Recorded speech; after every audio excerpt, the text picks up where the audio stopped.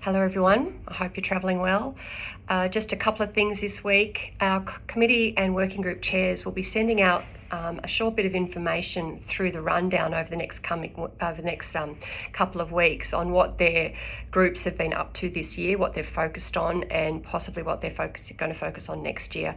And I want to take this opportunity to let you know how much work your various committees do on our behalf, and to send a thanks out to all those people involved in our committees.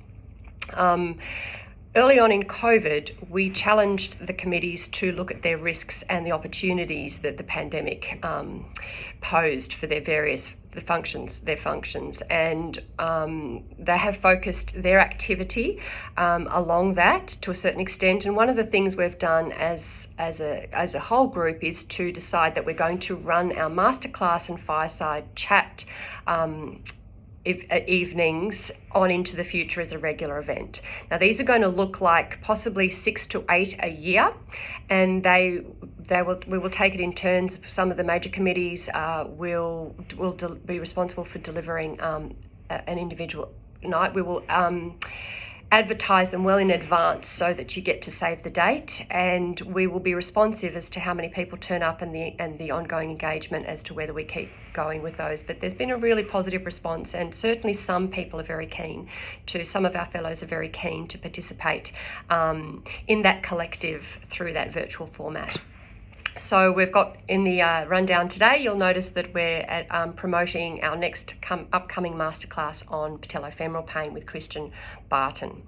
For Australians, wanted to let you know that we are nearing completion in our application to MSAC, which is the Medical Services Advisory Committee, in applying for physician level Medicare rebates. Now, Jane Fitzpatrick has been leading this submission with some help of some other fellows, and we will send that out for feedback before it's submitted.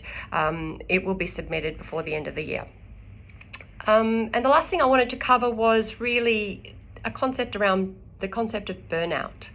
So certainly the people I work with in medical fields are expressing symptoms consistent with burnout: cynicism, apathy, lack of motivation, uncertainty, feeling a bit anxious, feeling a bit depressed.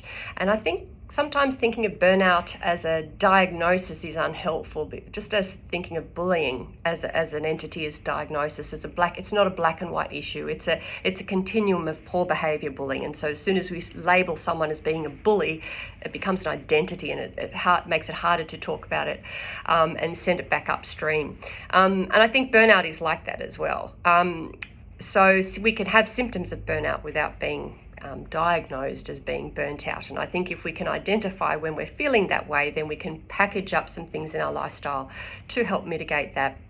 I've taken the liberty of including just a simple article, a link to an article in the rundown this week, talking about burnout and really looking at what we can do ourselves, appreciating that we can't change the system that we work in, appreciating we can't change the pandemic, but we can change the nature of our self-care and take time out for ourselves, discuss how we feel with others, seek help, and so forth. And I would point you in the direction of our EAP, which is available on the website. For those of you who don't know what an EAP is, it's an employee assistant program, and ACSEP engages an organisation to provide you with some free psychological counselling.